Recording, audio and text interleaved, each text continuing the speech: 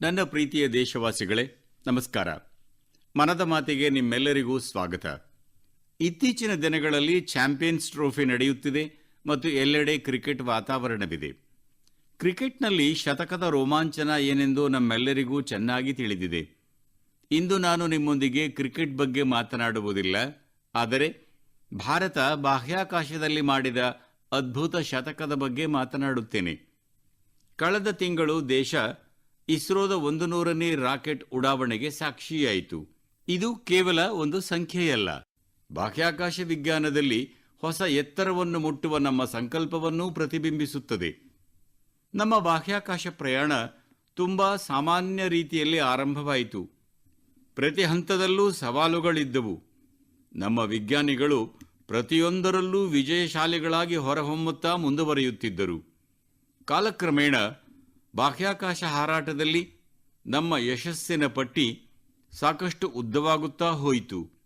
ಅದು ಉಡಾವಣಾ ವಾಹನಗಳ ತಯಾರಿಕೆಯಾಗಿರಲಿ, ಚಂದ್ರಯಾನ, ಮಂಗಳಯಾನ, ಆದಿತ್ಯ L1 ಯಶಸ್ಸು ಆಗಿರಲಿ, ಅಥವಾ ಒಂದೇ ರಾಕೆಟ್ ಮೂಲಕ 104 ಉಪಗ್ರಹಗಳನ್ನು ಒಂದೇ ಬಾರಿಗೆ ಬಾಹ್ಯಾಕಾಶಕ್ಕೆ ಕಳುಹಿಸುವ ಅಭೂತಪೂರ್ವ ಧ್ಯೇಯವಾಗಲಿ, ಇಸ್ರೋ ಯಶಸ್ಸಿನ ವ್ಯಾಪ್ತಿ ಸಾಕಷ್ಟು ವಿಸ್ತಾರವಾಗಿದೆ. ಕಳೆದ 10 ವರ್ಷಗಳಲ್ಲೇ ಸುಮಾರು 460 ಉಪಗ್ರಹಗಳನ್ನು ಉಡಾವಣೆ ಮಾಡಲಾಗಿದೆ. ಇದರಲ್ಲಿ ಇತರ ದೇಶಗಳ ಹಲವಾರು ಉಪಗ್ರಹಗಳೂ ಸೇರಿವೆ. ಇತ್ತೀಚಿನ ವರ್ಷಗಳ ಒಂದು ದೊಡ್ಡ ವಿಷಯವೆಂದರೆ ಬಾಹ್ಯಾಕಾಶ ವಿಜ್ಞಾನಿಗಳ ನಮ್ಮ ತಂಡದಲ್ಲಿ ನಾರಿ ಶಕ್ತಿಯ ಪಾಲ್ಗೊಳ್ಳುವಿಕೆ ನಿರಂತರವಾಗಿ ಅಧಿಕವಾಗುತ್ತಿದೆ. ಇಂದು ಬಾಹ್ಯಾಕಾಶ ವಲಯ ನಮ್ಮ ಯುವ ಪೀಳಿಗೆಯ ಬಹಳ ಅಚ್ಚುಮೆಚ್ಚಿನ ಕ್ಷೇತ್ರವಾಗುತ್ತಿರುವುದನ್ನು ನೋಡಿ ಕೂಡ ಬಹಳ ಸಂತೋಷವಾಗುತ್ತದೆ.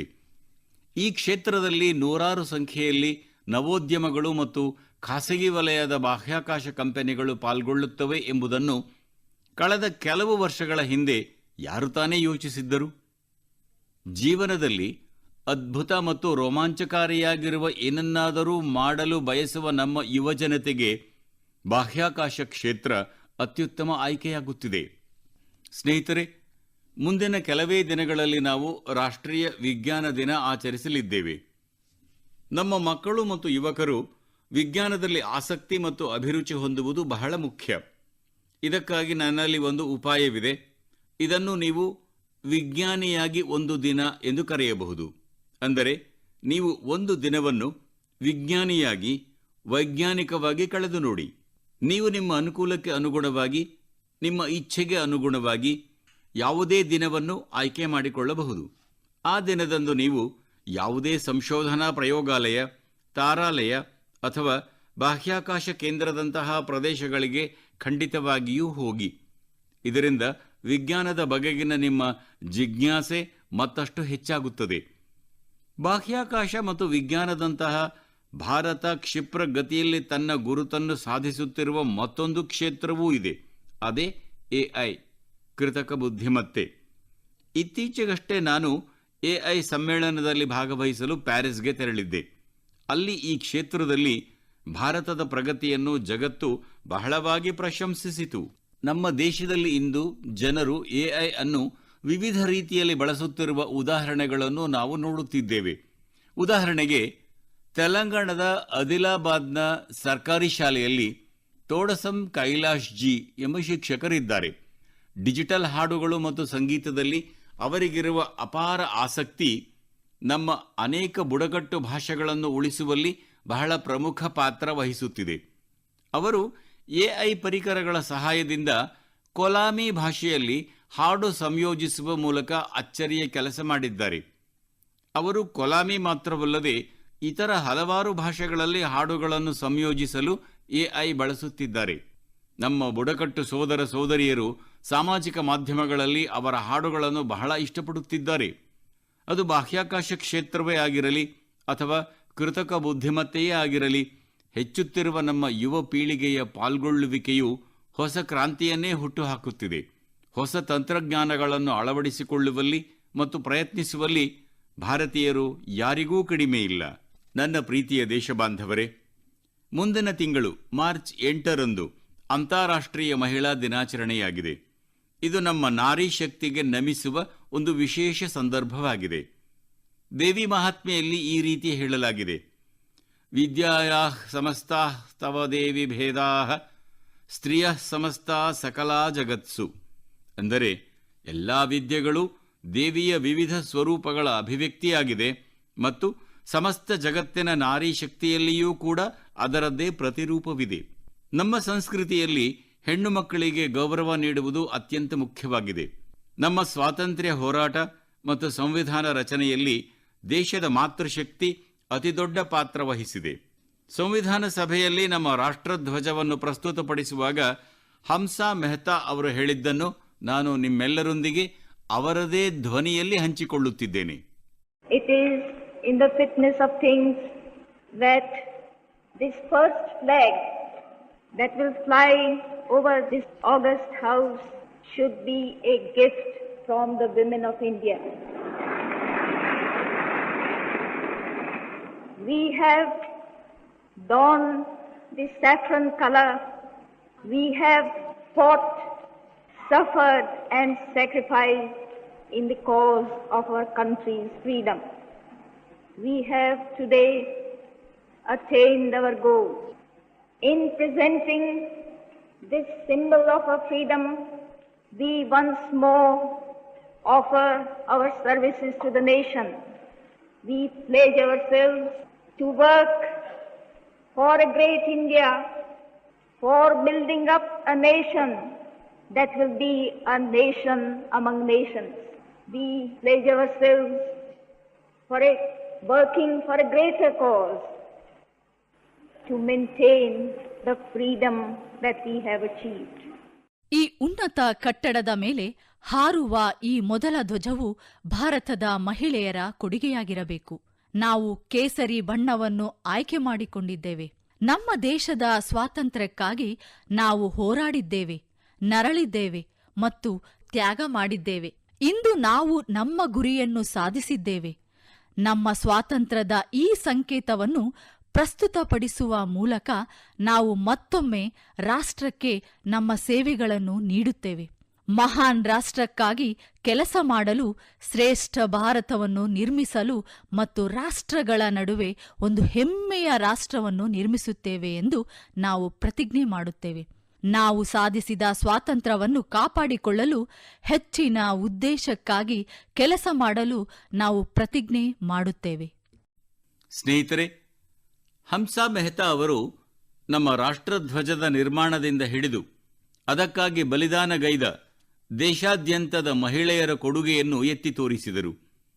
ನಮ್ಮ ತ್ರಿವರ್ಣ ಧ್ವಜದಲ್ಲಿರುವ ಕೇಸರಿ ಬಣ್ಣದಲ್ಲೂ ಈ ಭಾವನೆ ಪ್ರತಿಫಲಿಸುತ್ತದೆ ಎನ್ನುವುದು ಅವರ ಅನಿಸಿಕೆಯಾಗಿತ್ತು. ನಮ್ಮ ನಾರಿ ಶಕ್ತಿ ಭಾರತವನ್ನು ಸಶಕ್ತ ಮತ್ತು ಸಮೃದ್ಧವಾಗಿಸಲು ತನ್ನ ಅಮೂಲ್ಯ ಕೊಡುಗೆ ನೀಡುತ್ತದೆ ಎನ್ನುವ ವಿಶ್ವಾಸವನ್ನು ಅವರು ವ್ಯಕ್ತಪಡಿಸಿದ್ದರು. ಇಂದು ಅವರ ಮಾತುಗಳು ನಿಜ ಎಂದು ಸಾಬೀತಾಗುತ್ತಿವೆ. ನೀವು ಯಾವುದೇ ಕ್ಷೇತ್ರದತ್ತ ನೋಡಿದರೂ ಮಹಿಳೆಯರ ಕೊಡುಗೆ ಎಷ್ಟು ವಿಸ್ತಾರವಾಗಿದೆ ಎನ್ನುವುದು ಗೋಚರವಾಗುತ್ತದೆ. ಸ್ನೇಹಿತರೆ, ಈ ಬಾರಿ ಮಹಿಳಾ ದಿನದಂದು ನಮ್ಮ ಮಹಿಳಾ ಶಕ್ತಿಗೆ ಸಮರ್ಪಣೆ ಮಾಡುವಂತಹ ಉಪಕ್ರಮವೊಂದನ್ನು ಕೈಗೊಳ್ಳಲಿದ್ದೇನೆ.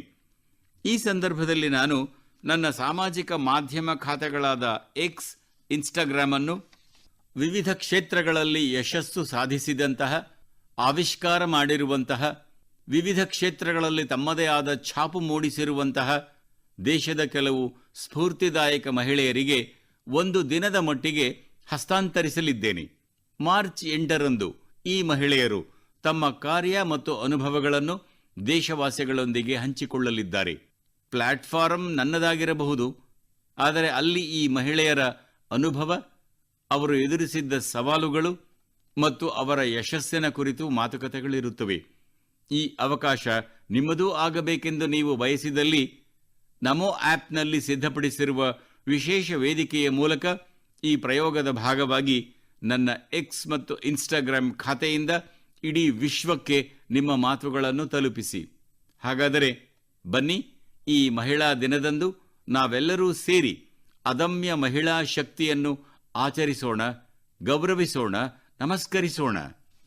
ನನ್ನ ಪ್ರೀತಿಯ ದೇಶವಾಸಿಗಳೇ, ಉತ್ತರಾಖಂಡದಲ್ಲಿ ನಡೆದ ರಾಷ್ಟ್ರೀಯ ಕ್ರೀಡಾಕೂಟದ ರೋಮಾಂಚನವನ್ನು ನಿಮ್ಮಲ್ಲಿ ಬಹಳಷ್ಟು ಜನರು ಆನಂದಿಸಿಯೇ ಇದ್ದೀರಿ. ಈ ಕ್ರೀಡಾಕೂಟದಲ್ಲಿ ದೇಶಾದ್ಯಂತದ 11,000ಕ್ಕೂ ಹೆಚ್ಚು ಕ್ರೀಡಾಪಟುಗಳು ಅದ್ಭುತ ಪ್ರದರ್ಶನ ನೀಡಿದರು.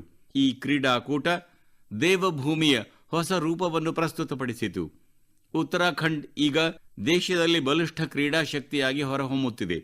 ಉತ್ತರಾಖಂಡದ ಆಟಗಾರರು ಕೂಡ ಅದ್ಭುತ ಪ್ರದರ್ಶನ ನೀಡಿದರು. ಈ ಬಾರಿ ಉತ್ತರಾಖಂಡ್ 7ನೇ ಸ್ಥಾನ ಪಡೆದಿದ್ದು ಇದೇ ಕ್ರೀಡೆಯ ಶಕ್ತಿಯಾಗಿದೆ. ಇದು ವ್ಯಕ್ತಿಗಳು ಮತ್ತು ಸಮುದಾಯಗಳನ್ನು ಮಾತ್ರವಲ್ಲದೆ ಇಡೀ ರಾಜ್ಯವನ್ನೇ ಪರಿವರ್ತಿಸುತ್ತದೆ. ಇದು ಭವಿಷ್ಯದ ಪೀಳಿಗೆಗೆ ಸ್ಫೂರ್ತಿ ನೀಡುವುದರ ಜೊತೆಗೆ ಉತ್ಕೃಷ್ಟ ಸಂಸ್ಕೃತಿಗೆ ಉತ್ತೇಜನ ನೀಡುತ್ತದೆ. ಸ್ನೇಹಿತರೆ, ಇಂದು ಈ ಕ್ರೀಡೆಗಳ ಕೆಲವು ಸ್ಮರಣೀಯ ಪ್ರದರ್ಶನಗಳ ಬಗ್ಗೆ ದೇಶಾದ್ಯಂತ ಸಾಕಷ್ಟು ಚರ್ಚೆ ನಡೆಯುತ್ತಿದೆ. ಈ ಪಂದ್ಯಗಳಲ್ಲಿ ಅತ್ಯಂತ ಅಧಿಕ ಚಿನ್ನದ ಪದಕಗಳನ್ನು ಗೆದ್ದ ಸರ್ವೀಸಸ್ ತಂಡಕ್ಕೆ ನನ್ನ ಹೃತ್ಪೂರ್ವಕ ಅಭಿನಂದನೆಗಳನ್ನು ಹೇಳುತ್ತಿದ್ದೇನೆ. ರಾಷ್ಟ್ರೀಯ ಕ್ರೀಡೆಗಳಲ್ಲಿ ಪಾಲ್ಗೊಳ್ಳುವ ಪ್ರತಿಯೊಬ್ಬ ಕ್ರೀಡಾಪಟುವನ್ನು ನಾನು ಪ್ರಶಂಸಿಸುತ್ತಿದ್ದೇನೆ. ನಮ್ಮಲ್ಲಿನ ಬಹಳಷ್ಟು ಕ್ರೀಡಾಪಟುಗಳು ಖೇಲೋ ಇಂಡಿಯಾದ ಕೊಡುಗೆಯಾಗಿದ್ದಾರೆ. ಹಿಮಾಚಲ ಪ್ರದೇಶದ ಸಾವನ್ ಬರ್ವಾಲ್, ಮಹಾರಾಷ್ಟ್ರದ ಕಿರಣ್ ಮಾತ್ರೆ, ತೇಜಸ್ ಶಿರ್ಸೆ ಅಥವಾ ಆಂಧ್ರಪ್ರದೇಶದ ಜ್ಯೋತಿ ಯಾರಾಜಿ ಇವರೆಲ್ಲರೂ ದೇಶಕ್ಕೆ ಹೊಸ ಭರವಸೆ ನೀಡಿದ್ದಾರೆ. ಉತ್ತರ ಪ್ರದೇಶದ ಜಾವೆಲಿನ್ ಎಸೆತಗಾರ ಸಚಿನ್ ಯಾದವ್ ಮತ್ತು ಹರಿಯಾಣದ ಹೈಜಂಪರ್ ಪೂಜಾ, ಕರ್ನಾಟಕದ ಈಜುಗಾರ್ತಿ ಧಿನಿಧಿ ದೇಸಿಂಘು ದೇಶವಾಸಿಗಳ ಹೃದಯ ಗೆದ್ದಿದ್ದಾರೆ. ಇವರು 3 ಹೊಸ ರಾಷ್ಟ್ರೀಯ ದಾಖಲೆಯನ್ನೇ ಬರೆದು ಅಚ್ಚರಿ ಮೂಡಿಸಿದ್ದಾರೆ. ಈ ಬಾರಿಯ ರಾಷ್ಟ್ರೀಯ ಕ್ರೀಡೆಗಳಲ್ಲಿ ಹದಿಹರೆಯದ ಚಾಂಪಿಯನ್ಗಳ ಸಂಖ್ಯೆಯಂತೂ ಆಶ್ಚರ್ಯ ಮೂಡಿಸುವಂತಿದೆ. 15 ವರ್ಷದ ಶೂಟರ್ ಗೆವಿನಾ ಆಂಟನಿ, ಉತ್ತರ ಪ್ರದೇಶದ ಹ್ಯಾಮರ್ ಎಸೆತಗಾರ್ತಿ 16 ವರ್ಷ ವಯಸ್ಸಿನ ಅನುಷ್ಕಾ ಯಾದವ್, ಮಧ್ಯಪ್ರದೇಶದ 19 ವರ್ಷದ ಪೋಲ್ ವಾಲ್ಟರ್ ದೇವ್ ಕುಮಾರ್ ಮೀಣಾ ಅವರುಗಳು ಭಾರತದ ಕ್ರೀಡಾ ಭವಿಷ್ಯ ಅತ್ಯಂತ ಪ್ರತಿಭಾವಂತ ಯುವ ಪೀಳಿಗೆಯ ಕೈಯಲ್ಲಿದೆ ಎಂಬುದನ್ನು ಸಾಬೀತುಪಡಿಸಿದ್ದಾರೆ. ಉತ್ತರಾಖಂಡದಲ್ಲಿ ನಡೆದ ರಾಷ್ಟ್ರೀಯ ಕ್ರೀಡಾಕೂಟ ಸೋಲನ್ನು ಎಂದಿಗೂ ಒಪ್ಪಿಕೊಳ್ಳದವರು ಖಂಡಿತವಾಗಿಯೂ ಗೆದ್ದೇ ಗೆಲ್ಲುತ್ತಾರೆ ಎಂಬುದನ್ನು ತೋರಿಸಿಕೊಟ್ಟಿದೆ. ಆರಾಮವಾಗಿ ಎಲ್ಲಾ ಸೌಕರ್ಯಗಳೊಂದಿಗೆ ಯಾರೂ ಚಾಂಪಿಯನ್ ಆಗುವುದಿಲ್ಲ. ನಮ್ಮ ಕ್ರೀಡಾಪಟುಗಳ ದೃಢ ನಿಶ್ಚಯ ಮತ್ತು ಶಿಸ್ತಿನಿಂದ ಭಾರತ ಇಂದು ಜಾಗತಿಕ ಕ್ರೀಡಾ ಶಕ್ತಿ ಕೇಂದ್ರವಾಗುವ ನಿಟ್ಟಿನಲ್ಲಿ ಕ್ಷಿಪ್ರಗತಿಯಿಂದ ಸಾಗುತ್ತಿದೆ ಎಂಬುದು ನನಗೆ ಸಂತೋಷ ತರುವ ವಿಷಯವಾಗಿದೆ. ನನ್ನ ಪ್ರೀತಿಯ ದೇಶವಾಸಿಗಳೇ, ಡೆಹ್ರಾಡೂನ್ನಲ್ಲಿ ರಾಷ್ಟ್ರೀಯ ಕ್ರೀಡಾಕೂಟದ ಉದ್ಘಾಟನೆಯ ಸಂದರ್ಭದಲ್ಲಿ ನಾನು ಒಂದು ಮುಖ್ಯವಾದ ವಿಷಯ ಕುರಿತು ಮಾತನಾಡಿದೆ. ಅದು ದೇಶದಲ್ಲಿ ಒಂದು ಹೊಸ ಚರ್ಚೆಯನ್ನು ಹುಟ್ಟುಹಾಕಿದೆ. ಆ ವಿಷಯ ಬೊಜ್ಜು ಅಥವಾ ಸ್ಥೂಲಕಾಯತೆ. ಒಂದು ಆರೋಗ್ಯಪೂರ್ಣ ಮತ್ತು ಸದೃಢ ದೇಶದ ನಿರ್ಮಾಣಕ್ಕಾಗಿ ನಾವು ಸ್ಥೂಲಕಾಯತೆಯ ಸಮಸ್ಯೆಯನ್ನು ಎದುರಿಸಬೇಕು. ಒಂದು ಅಧ್ಯಯನದ ಪ್ರಕಾರ ಇಂದು ಪ್ರತಿ 8 ಮಂದಿಯಲ್ಲಿ ಓರ್ವ ವ್ಯಕ್ತಿ ಸ್ಥೂಲಕಾಯದ ಸಮಸ್ಯೆಯಿಂದ ಬಳಲುತ್ತಿದ್ದಾರೆ. ಕಳೆದ ವರ್ಷಗಳಲ್ಲಿ ಸ್ಥೂಲಕಾಯದ ಸಮಸ್ಯೆ 2 ಪಟ್ಟು ಹೆಚ್ಚಾಗಿದೆ. ಆದರೆ ಇದಕ್ಕಿಂತ ಹೆಚ್ಚು ಚಿಂತಿಸಬೇಕಾದ ವಿಷಯವೆಂದರೆ ಈ ಸ್ಥೂಲಕಾಯ ಅಥವಾ ಬೊಜ್ಜಿನ ಸಮಸ್ಯೆ 4 ಪಟ್ಟು ಅಧಿಕವಾಗಿದೆ. 2022ರಲ್ಲಿ ವಿಶ್ವಾದ್ಯಂತ ಸುಮಾರು 250 ಕೋಟಿ ಜನರು ಅಧಿಕ ತೂಕ ಹೊಂದಿದವರಾಗಿದ್ದರು. ಅಂದರೆ ಅಗತ್ಯಕ್ಕಿಂತ ಅತಿ ಹೆಚ್ಚು ದೇಹದ ತೂಕ ಹೊಂದಿದ್ದರು ಎಂದು ವಿಶ್ವ ಆರೋಗ್ಯ ಸಂಘಟನೆ WHOದ ದತ್ತಾಂಶ ಹೇಳುತ್ತದೆ. ಈ ಸಂಖ್ಯೆ ನಿಜಕ್ಕೂ ಬಹಳ ಗಂಭೀರ ವಿಷಯವಾಗಿದೆ. ಈ ರೀತಿ ಏಕಾಯಿತೆಂದು ನಮ್ಮೆಲ್ಲರನ್ನೂ ಯೋಚಿಸುವಂತೆ ಮಾಡುತ್ತದೆ. ಅಧಿಕ ತೂಕ ಅಥವಾ ಸ್ಥೂಲಕಾಯ ಅನೇಕ ಸಮಸ್ಯೆಗಳಿಗೆ, ತೊಂದರೆಗಳಿಗೆ ಕಾರಣವಾಗುತ್ತದೆ. ನಾವೆಲ್ಲರೂ ಒಟ್ಟಾಗಿ ಸಣ್ಣ ಸಣ್ಣ ಪ್ರಯತ್ನಗಳಿಂದ ಈ ಸವಾಲನ್ನು ಎದುರಿಸಬಹುದು. ಇದಕ್ಕಾಗಿ ನಾನು ಸೂಚಿಸಿದ ಒಂದು ವಿಧಾನವೆಂದರೆ ಅಡಿಗೆ ಎಣ್ಣೆಯ ಬಳಕೆಯನ್ನು 10% ಕಡಿಮೆ ಮಾಡುವುದು. ಪ್ರತಿ ತಿಂಗಳು ಅಡಿಗೆಗಾಗಿ ಬಳಸುವ ಎಣ್ಣೆಯಲ್ಲಿ 10% ಕಡಿಮೆ ಮಾಡುತ್ತೇವೆಂದು ನೀವೆಲ್ಲರೂ ನಿರ್ಧಾರ ಮಾಡಿ. ಅಡಿಗೆಗಾಗಿ ಖರೀದಿಸುವ ಎಣ್ಣೆಯನ್ನು ಖರೀದಿಸುವ ಸಮಯದಲ್ಲಿಯೇ 10% ಕಡಿಮೆ ಖರೀದಿಸುತ್ತೇವೆಂದು ನಿರ್ಧರಿಸಬಹುದು. ಸ್ಥೂಲಕಾಯ ಅಥವಾ ಬೊಜ್ಜಿನ ಸಮಸ್ಯೆ ನಿವಾರಿಸುವ ನಿಟ್ಟಿನಲ್ಲಿ ಇದು ಒಂದು ಪ್ರಮುಖ ಹೆಜ್ಜೆಯಾಗಲಿದೆ. ನಾನು ಇಂದು ಮನ್ ಕಿ ಬಾತ್ನಲ್ಲಿ ಈ ವಿಷಯ ಕುರಿತಂತೆ ಕೆಲವು ವಿಶೇಷ ಸಂದೇಶಗಳನ್ನು ನಿಮ್ಮೊಂದಿಗೆ ಹಂಚಿಕೊಳ್ಳಬೇಕೆಂದು ಬಯಸುತ್ತೇನೆ. ಒಲಿಂಪಿಕ್ ಪದಕ ವಿಜೇತ ನೀರಜ್ ಚೋಪ್ರಾ ಅವರಿಂದಲೇ ಆರಂಭಿಸೋಣ. ಇವರು ತಮ್ಮ ಸ್ಥೂಲಕಾಯವನ್ನು ಯಶಸ್ವಿಯಾಗಿ ನಿಯಂತ್ರಿಸಿ ತೋರಿಸಿದ್ದಾರೆ. सभी को नमस्ते, मैं नीरज चोपड़ा आज आप सभी को बताना चाहता हूं कि हमारे माननीय प्रधानमंत्री श्री नरेंद्र मोदी जी ने मन की बात में इस बार ओबेसिटी के बारे में चर्चा की है, जो हमारे देश के लिए बहुत ही अहम मुद्दा है. और मैं कहीं ना कहीं इस बात को खुद से भी रिलेट करता हूँ, क्योंकि जब मैंने ग्राउंड पे जाना स्टार्ट किया था तो उस टाइम में भी मेरा भी काफ़ी मोटापा था, और मैंने जब ट्रेनिंग स्टार्ट की, अच्छा खाना स्टार्ट किया, तो काफ़ी हेल्थ में मेरे सुधार आया। और उसके बाद जब मैं एक प्रोफेशनल एथलीट बन गया तो उसमें भी मेरी काफ़ी हेल्प मिली।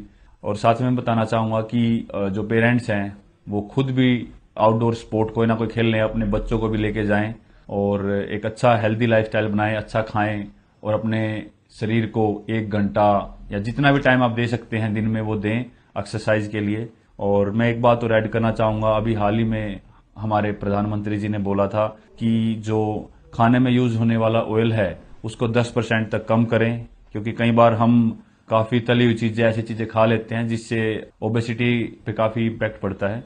तो मैं सभी को कहना चाहूँगा कि इन चीज़ों से बचें और अपनी हेल्थ का ध्यान रखें।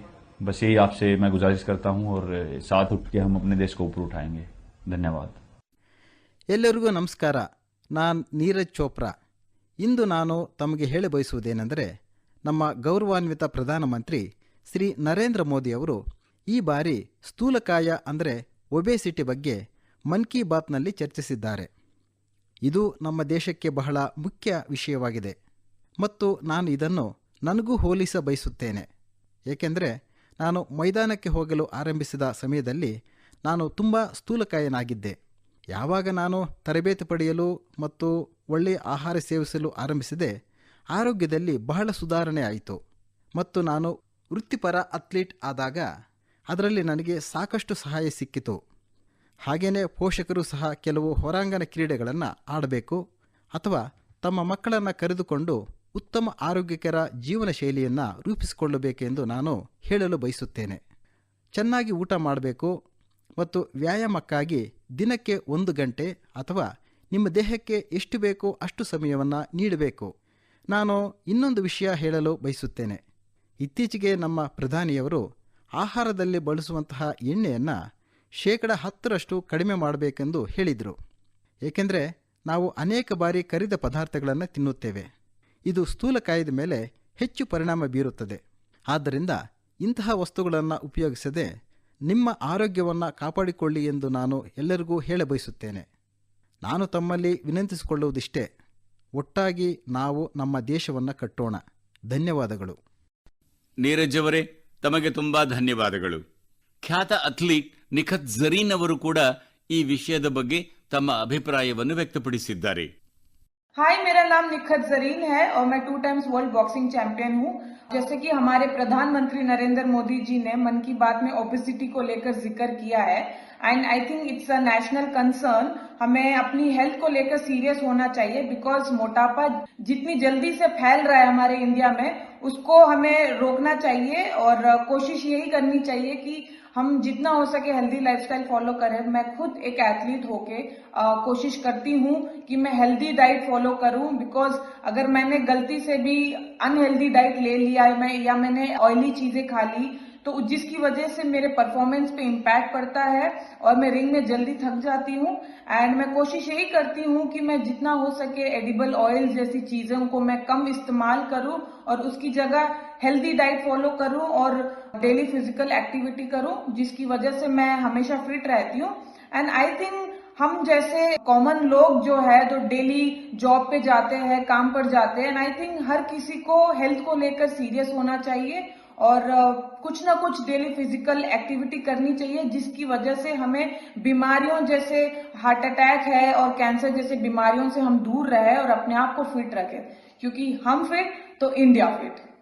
ಹಾಯ್, ನನ್ನ ಹೆಸರು ನಿಖಿತ್ ಜರೀನ್ ಮತ್ತು ನಾನು 2 ಬಾರಿ ವಿಶ್ವ ಬಾಕ್ಸಿಂಗ್ ಚಾಂಪಿಯನ್ ಆಗಿದ್ದೇನೆ. ನಮ್ಮ ಪ್ರಧಾನಿ ಶ್ರೀ ನರೇಂದ್ರ ಮೋದಿಯವರು ಮನ್ ಕಿ ಬಾತ್ನಲ್ಲಿ ಸ್ಥೂಲಕಾಯದ ಬಗ್ಗೆ ಪ್ರಸ್ತಾಪಿಸಿದ್ದಾರೆ ಮತ್ತು ಇದು ರಾಷ್ಟ್ರೀಯ ಕಾಳಜಿ ಎಂದು ನಾನು ಭಾವಿಸುತ್ತೇನೆ. ನಾವು ನಮ್ಮ ಆರೋಗ್ಯದ ಬಗ್ಗೆ ಗಂಭೀರವಾಗಿರಬೇಕು, ಏಕೆಂದರೆ ಭಾರತದಲ್ಲಿ ಸ್ಥೂಲಕಾಯವು ಎಷ್ಟು ವೇಗವಾಗಿ ಹರಡುತ್ತಿದೆ ಎಂಬುದನ್ನರಿತು ನಾವು ಅದನ್ನು ನಿಲ್ಲಿಸಬೇಕು ಮತ್ತು ಸಾಧ್ಯವಾದಷ್ಟು ಆರೋಗ್ಯಕರ ಜೀವನ ಶೈಲಿಯನ್ನು ಅನುಸರಿಸಲು ಪ್ರಯತ್ನಿಸಬೇಕು.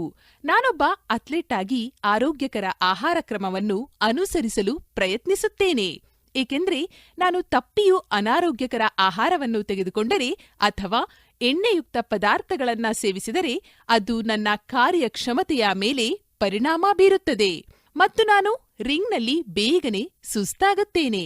ಅಲ್ಲದೆ ನಾನು ಖಾದ್ಯ ತೈಲದಂತಹ ವಸ್ತುಗಳನ್ನ ಸಾಧ್ಯವಾದಷ್ಟು ಕಡಿಮೆ ಬಳಸಲು ಪ್ರಯತ್ನಿಸುತ್ತೇನೆ.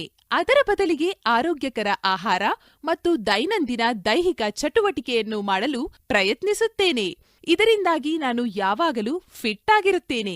ನಮ್ಮಂತಹ ಸಾಮಾನ್ಯ ಜನರು ದಿನಾಲು ನೌಕರಿ ಮುಂತಾದ ಕೆಲಸಕ್ಕೆ ಹೋಗುತ್ತೇವೆ. ನನ್ನ ಪ್ರಕಾರ ಪ್ರತಿಯೊಬ್ಬರೂ ಆರೋಗ್ಯದ ಬಗ್ಗೆ ಗಂಭೀರವಾಗಿರಬೇಕು ಮತ್ತು ಪ್ರತಿದಿನ ಯಾವುದಾದರೊಂದು ದೈಹಿಕ ಚಟುವಟಿಕೆಯನ್ನು ಮಾಡಬೇಕು ಎಂದು ನಾನು ಭಾವಿಸುತ್ತೇನೆ. ಇದರಿಂದ ನಾವು ಹೃದಯಾಘಾತ ಮತ್ತು ಕ್ಯಾನ್ಸರ್ನಂತಹ ಕಾಯಿಲೆಗಳಿಂದ ದೂರವಿರಬಹುದು. ನಮ್ಮನ್ನು ನಾವು ಫಿಟ್ ಆಗಿ ಇರಿಸಿಕೊಳ್ಳಬೇಕು. ಏಕೆಂದ್ರೆ ನಾವು ಫಿಟ್ ಆಗಿದ್ರೆ ಭಾರತವೂ ಫಿಟ್ ಆಗಿರ್ತದೆ ಅಲ್ವಾ? ನಿಖತ್ ಅವರು ನಿಜವಾಗಿಯೂ ಕೆಲವು ಉತ್ತಮ ಅಂಶಗಳನ್ನು ನೀಡಿದ್ದಾರೆ. ಈಗ ಡಾಕ್ಟರ್ ದೇವಿ ಶೆಟ್ಟಿ ಅವರು ಏನು ಹೇಳುತ್ತಾರೆಂಬುದನ್ನು ಕೇಳೋಣ. ಅವರು ಬಹಳ ಗೌರವಾನ್ವಿತ ಹೆಸರಾಂತ ವೈದ್ಯರೆಂಬುದು ತಮಗೆ ತಿಳಿದಿದೆ. ಅವರು ನಿರಂತರವಾಗಿ ಈ ವಿಷಯದ ಮೇಲೆ ಕೆಲಸ ಮಾಡುತ್ತಿದ್ದಾರೆ. I would like to thank our Honorable Prime Minister for creating an awareness about obesity in his most popular Mann Ki Baat program. Obesity today is not a cosmetic problem. It is a very serious medical problem. Majority of the youngsters in India today are obese. The main cause of obesity today is poor quality of food intake, especially excess intake of carbohydrates, that is rice, chapati and sugar, and of course large consumption of oil.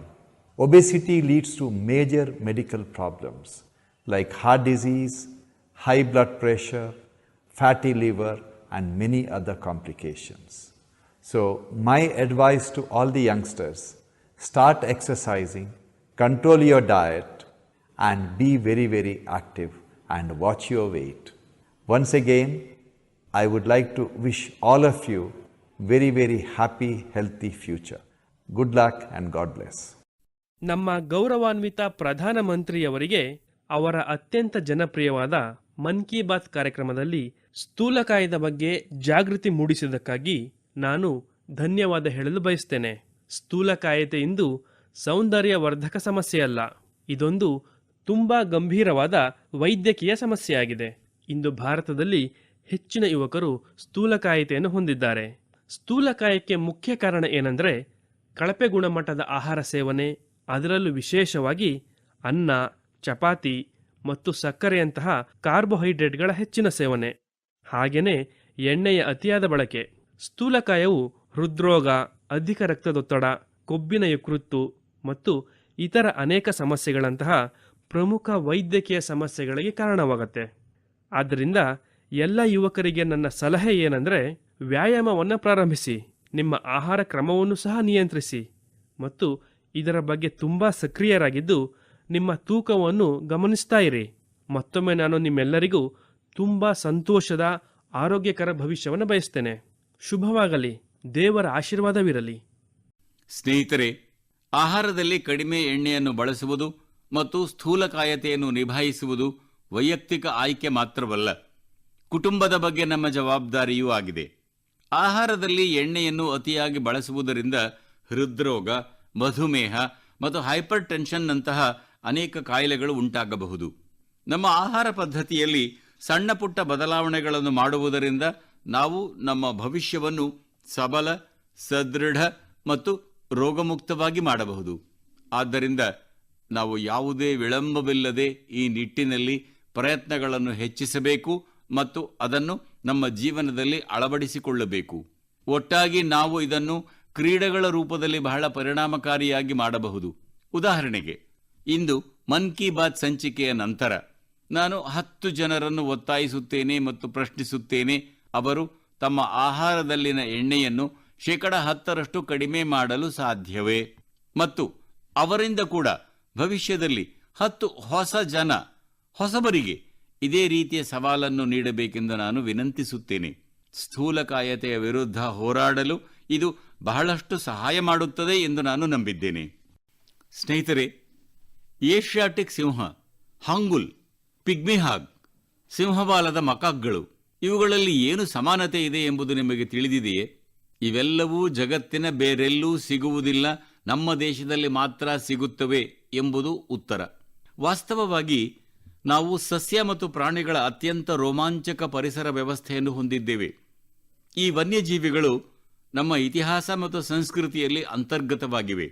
ಅನೇಕ ಜೀವಿಗಳನ್ನು ನಮ್ಮ ದೇವಾನುದೇವತೆಗಳ ವಾಹನಗಳಾಗಿಯೂ ನೋಡಲಾಗುತ್ತದೆ. ಮಧ್ಯ ಭಾರತದಲ್ಲಿನ ಅನೇಕ ಬುಡಕಟ್ಟು ಜನಗಳು ಬಾಘೇಶ್ವರನನ್ನು ಪೂಜಿಸುತ್ತಾರೆ. ಮಹಾರಾಷ್ಟ್ರದಲ್ಲಿ ವಾಘೋಬಾನನ್ನು ಪೂಜಿಸುವ ಸಂಪ್ರದಾಯವಿದೆ. ಅಯ್ಯಪ್ಪ ದೇವರಿಗೂ ಹುಲಿಗೂ ಬಹಳ ಆಳವಾದ ಸಂಬಂಧವಿದೆ. ಸುಂದರ್ಬನ್ನಲ್ಲಿ ಬೋನ್ ಬೀಬಿಯನ್ನು ಪೂಜಿಸಲಾಗುತ್ತದೆ. ಅವಳ ಸವಾರಿ ಹುಲಿ. ನಮ್ಮ ಕರ್ನಾಟಕದಲ್ಲಿ ಹುಲಿವೇಷ, ತಮಿಳುನಾಡಿನ ಪುಲಿ, ಕೇರಳದ ಪುಲಿಕಲಿ ಇಂತಹ ಅನೇಕ ಸಾಂಸ್ಕೃತಿಕ ನೃತ್ಯಗಳಿವೆ. ಅವು ಪ್ರಕೃತಿ ಮತ್ತು ವನ್ಯಜೀವಿಗಳೊಂದಿಗೆ ಸಂಬಂಧ ಹೊಂದಿವೆ.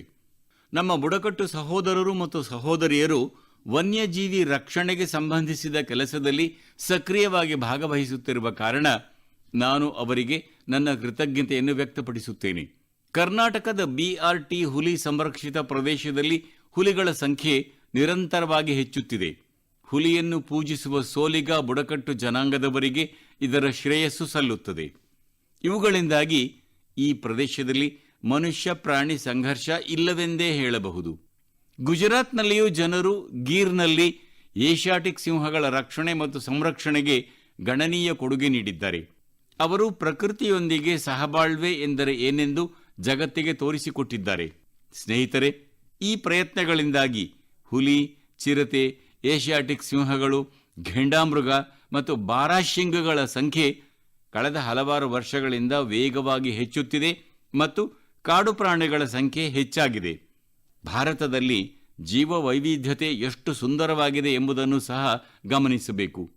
ಏಷ್ಯಾಟಿಕ್ ಸಿಂಹಗಳು ದೇಶದ ಪಶ್ಚಿಮ ಭಾಗದಲ್ಲಿ ಕಂಡುಬರುತ್ತವೆ.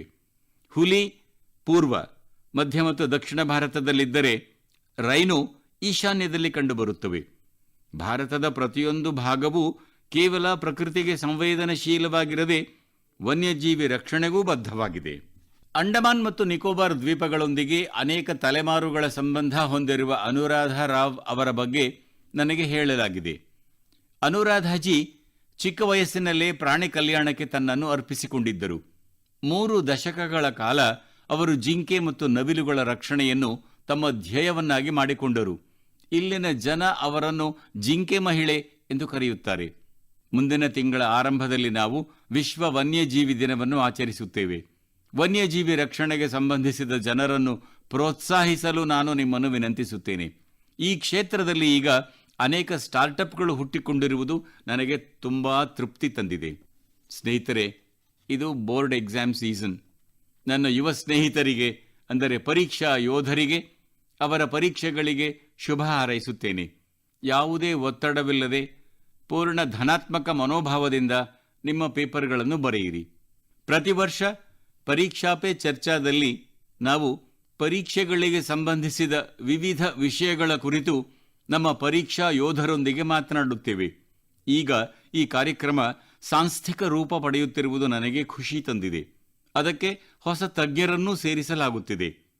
ಈ ವರ್ಷ ನಾವು ಪರೀಕ್ಷಾ ಪೇ ಚರ್ಚಾ ಅನ್ನು ಹೊಸ ರೂಪದಲ್ಲಿ ಚರ್ಚಿಸಲು ಪ್ರಯತ್ನಿಸಿದ್ದೇವೆ. ಪರಿಣಿತರ ಜೊತೆಗೆ 8 ವಿಭಿನ್ನ ಸಂಚಿಕೆಗಳನ್ನೂ ಸೇರಿಸಲಾಯಿತು. ಆಹಾರ ಮತ್ತು ಪಾನೀಯದ ಜೊತೆಗೆ ಒಟ್ಟಾರೆ ಪರೀಕ್ಷೆಗಳಿಂದ ಆರೋಗ್ಯ ರಕ್ಷಣೆ ಮತ್ತು ಮಾನಸಿಕ ಆರೋಗ್ಯದವರೆಗಿನ ವಿಷಯಗಳನ್ನೂ ಸಹ ನಾವು ಚರ್ಚಿಸಿದ್ದೇವೆ. ಅಲ್ಲಿ ಕೊನೆಯದಾಗಿ ಕಳೆದ ವರ್ಷದ ಟಾಪರ್ಗಳು ತಮ್ಮ ಆಲೋಚನೆಗಳು ಮತ್ತು ಅನುಭವಗಳನ್ನು ಎಲ್ಲರೊಂದಿಗೆ ಹಂಚಿಕೊಂಡರು. ಈ ಬಗ್ಗೆ ಅನೇಕ ಯುವಕರು, ಅವರ ಪೋಷಕರು ಮತ್ತು ಶಿಕ್ಷಕರು ನನಗೆ ಪತ್ರ ಬರೆದಿದ್ದಾರೆ. ಅವರು ಈ ಸ್ವರೂಪವನ್ನು ತುಂಬಾ ಇಷ್ಟಪಟ್ಟಿದ್ದಾರೆ ಎಂದು ಹೇಳಿದ್ದಾರೆ.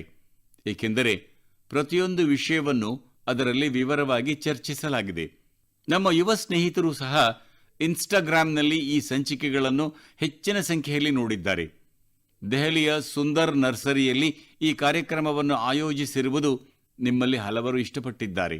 ಇದುವರೆಗೆ ಪರೀಕ್ಷಾ ಪೇ ಚರ್ಚಾದ ಈ ಸಂಚಿಕೆಗಳನ್ನು ನೋಡಲು ಸಾಧ್ಯವಾಗದ ನಮ್ಮ ಯುವ ಜನತೆ ಇದನ್ನು ಅವಶ್ಯಕವಾಗಿ ನೋಡಿರಿ.